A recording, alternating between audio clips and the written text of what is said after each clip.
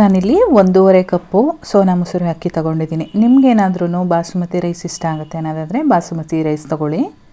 1.5 cup ಅಕ್ಕಿನ ಚೆನ್ನಾಗಿ wash ಮಾಡಿಬಿಟ್ಟು ಒಂದು 20 ನಿಮಿಷ ನೆನೆಯೋದಕ್ಕೆ ಬಿಡಬೇಕಾಗತ್ತೆ. ಸೊ ಬನ್ನಿ ನಾನಿವತ್ತು ಮಸಾಲ ಕುಷ್ಕ ರೈಸ್ ಮಾಡ್ತಾಯಿದ್ದೀನಿ. ಹೇಗೆ ಮಾಡೋದು ಅಂತೇಳಿ ನೋಡ್ಕೊಳ್ಳೋಣ. ಎಲ್ಲರಿಗೂ ನಮಸ್ಕಾರ, welcome back to my channel Sonu special. ಇನ್ನೂ ಚಾನಲ್ನ ಸಬ್ಸ್ಕ್ರೈಬ್ ಮಾಡ್ಕೊಂಡಿಲ್ಲ ಅಂದರೆ ಪ್ಲೀಸ್ ಸಬ್ಸ್ಕ್ರೈಬ್ ಮಾಡ್ಕೊಳ್ಳಿ.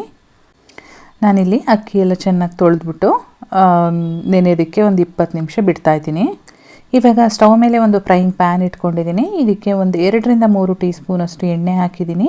ಹಾಗೆ 2 ಈರುಳ್ಳಿ, 1 ಬೆಳ್ಳುಳ್ಳಿ, ಒಂದು 2 ಇಂಚಷ್ಟು ಶುಂಠಿ ಹಾಕಿ ಒಂದು ಸ್ವಲ್ಪ ಫ್ರೈ ಮಾಡ್ಕೊಳ್ತೀನಿ. ಈರುಳ್ಳಿ ಸ್ವಲ್ಪ ಸಾಫ್ಟ್ ಆಗಬೇಕು. ಹಾಗೆ ಇದ್ರ ಜೊತೆಗೆ 2 ನಾನಿಲ್ಲಿ ಬ್ಯಾಡಗಿ ಮೆಣಸಿನ್ಕಾಯಿನ ಸೇರಿಸ್ಕೊಳ್ತಾ ಇದ್ದೀನಿ. ಕಲರ್ ಚೆನ್ನಾಗಿ ಬರುತ್ತೆ ಅಂತ ಹೇಳ್ಬಿಟ್ಟು. ನಿಮ್ಗೇನಾದರೂ ಸ್ಪೈಸಿ ಆಗಬೇಕು ಅಂತ ಅಂದರೆ ಹಸಿರು ಮೆಣಸಿನ್ಕಾಯಿ ಹಾಕ್ಕೊಳ್ಬೋದು. ಈರುಳ್ಳಿ ಇವಾಗ ಸ್ವಲ್ಪ ಸಾಫ್ಟ್ ಆಗಿದೆ. ಈ ಟೈಮಲ್ಲಿ ನಾನು 2 ಟೊಮೊಟೊನ ಮೀಡಿಯಮ್ ಸೈಜಲ್ಲಿ ಕಟ್ ಮಾಡ್ಕೊಂಡು ಸೇರಿಸ್ಕೊಂಡಿದ್ದೀನಿ. ಹಾಗೆ ಒಂದು ಅರ್ಧ ಹಿಡಿಯಷ್ಟು ಕೊತ್ತಂಬರಿ ಸೊಪ್ಪನ್ನು ಕೂಡ ಸೇರಿಸ್ಕೊಂಡು ಚೆನ್ನಾಗಿ ಫ್ರೈ ಮಾಡ್ಕೊಳ್ಬೇಕು. ಇಷ್ಟು ಫ್ರೈ ಆದಮೇಲೆ ನಾವು ಎತ್ತಿಟ್ಕೊಂಡು ತಣ್ಣಗಾದ್ಮೇಲೆ ಜಾರ್ಗೆ ಹಾಕ್ಕೊಂಡು ರುಬ್ಬಿ ಎತ್ತಿಟ್ಕೊಂಡಿರೋಣ. ಇವಾಗ ಸ್ಟವ್ ಮೇಲೆ ಒಂದು ಕುಕ್ಕರ್ ಇಟ್ಕೊಂಡಿದ್ದೀನಿ. ಕುಕ್ಕರ್ಗೆ 1 ಟೇಬಲ್ ಸ್ಪೂನಷ್ಟು ತುಪ್ಪ ಹಾಕಿದ್ದೀನಿ. ತುಪ್ಪದ ಫ್ಲೇವರ್ ಇಷ್ಟ ಆಗಲ್ಲ ಅಂತಂದರೆ ಸ್ಕಿಪ್ ಮಾಡ್ಕೊಳ್ಳಿ. ಹಾಗೆ ಒಂದು 3 ಟೇಬಲ್ ಸ್ಪೂನಷ್ಟು ಎಣ್ಣೆ ಹಾಕಿದ್ದೀನಿ. ಜೊತೆಗೆ ಪಲಾವ್ದು ಸ್ಪೈಸಸ್ ಎಲ್ಲ ಹಾಕ್ತಾಯಿದ್ದೀನಿ. ನಾನಿಲ್ಲಿ ಚಕ್ಕೆ, ಲವಂಗ, ಏಲಕ್ಕಿ, ಮರಾಠಿ ಮೊಗ್ಗು, ಹಾಗೆ ಸ್ಟಾರ್ ಅನೀಸು, ಒಂದು ಪಲಾವ್ ಎಲೆ, 1 ಟೀ ಸ್ಪೂನಷ್ಟು ಸೋಂಪು ಕೂಡ ಹಾಕಿದ್ದೀನಿ. ಒಂದು 20 ಸೆಕೆಂಡು ಫ್ರೈ ಮಾಡಿಕೊಂಡು ನಂತರ 1 ಈರುಳ್ಳಿನ ಉದ್ದುದ್ದವಾಗಿ ಕಟ್ ಮಾಡಿಕೊಂಡು ಸೇರಿಸಿ ಫ್ರೈ ಮಾಡ್ತೀನಿ. ಜೊತೆಗೆ 2 ಹಸಿರು ಮೆಣಸಿನ್ಕಾಯಿನೂ ಕೂಡ ಹಾಕಿದ್ದೀನಿ ಮಧ್ಯದಲ್ಲಿ ಸ್ಲಿಟ್ ಮಾಡಿ. ಈರುಳ್ಳಿ ಎಲ್ಲ ಚೆನ್ನಾಗಿ ಫ್ರೈ ಆದಮೇಲೆ ಇದಕ್ಕೆ ಸ್ಪೈಸಸ್ ಆ್ಯಡ್ ಮಾಡ್ತಾ ಇದ್ದೀನಿ. ಅರಿಶಿನ ಪುಡಿ, ಹಾಗೆ ಒಂದು ಅರ್ಧ ಟೀ ಸ್ಪೂನಷ್ಟು ಖಾರದ ಪುಡಿ, ಅರ್ಧ ಟೇಬಲ್ ಸ್ಪೂನಷ್ಟು ಧನಿಯಾ ಪುಡಿ, ಜೊತೆಗೆ ರುಚಿಗೆ ತಕ್ಕಷ್ಟು ಉಪ್ಪು. ಖಾರದ ಪುಡಿ ನೋಡ್ಬಿಟ್ಟು ಹಾಕ್ಕೊಳ್ಳಿ. ಸ್ಪೈಸಿ ಬೇಕು ಅಂತ ಅಂದರೆ ಸ್ವಲ್ಪ ಜಾಸ್ತಿ ಮಾಡ್ಕೊಳ್ಬೋದು. ಈಗ ಆಲ್ರೆಡಿ ನಾನು ಹಸಿರು ಮೆಣಸಿನ್ಕಾಯಿನೂ ಹಾಕಿರೋದ್ರಿಂದ ಕೇವಲ ಅರ್ಧ ಟೀ ಸ್ಪೂನಷ್ಟು ಮಾತ್ರ ಹಾಕಿದ್ದೀನಿ.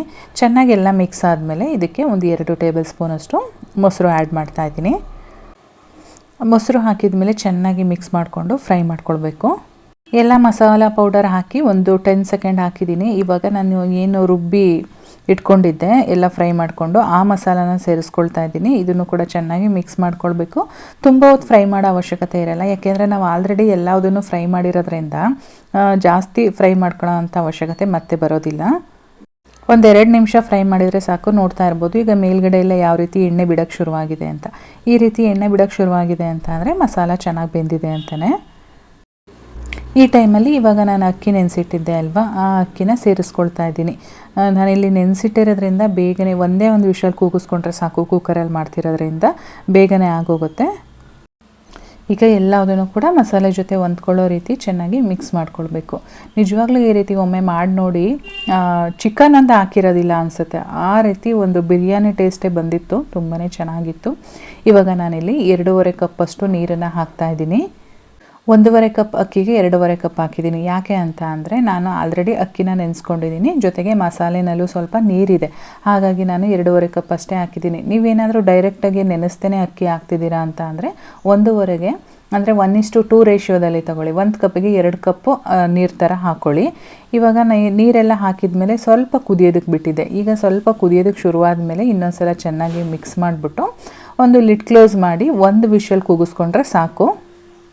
ತುಂಬಾ ಸಿಂಪಲ್ ಆಗೋ ಅಂಥ ರೆಸಿಪಿ, ಹಾಗೆ ತುಂಬ ರುಚಿಯಾಗಿರ್ತಕ್ಕಂಥ ರೆಸಿಪಿ. ಒಮ್ಮೆ ಮನೆಯಲ್ಲಿ ಮಾಡಿ ಹೇಗೆ ಬಂತು ಅಂತೇಳಿ ಕಮೆಂಟಲ್ಲಿ ತಿಳಿಸಿ. ನಾನು ಒಂದೇ ಒಂದು ವಿಷಲ್ ಕೂಗಿಸ್ಕೊಂಡು ಲಿಡ್ ಓಪನ್ ಮಾಡಿದ್ದೀನಿ.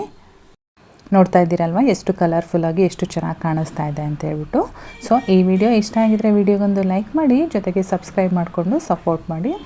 ಫೇಸ್ಬುಕ್ಕಲ್ಲಿ ನೋಡ್ತಾ ಇರೋರು ಫಾಲೋ ಮಾಡೋದಂತೂ ಮರಿಬೇಡಿ. ನಾನು ಮತ್ತೆ ಸಿಗ್ತೀನಿ ಮುಂದಿನ ವಿಡಿಯೋದಲ್ಲಿ. Thank you.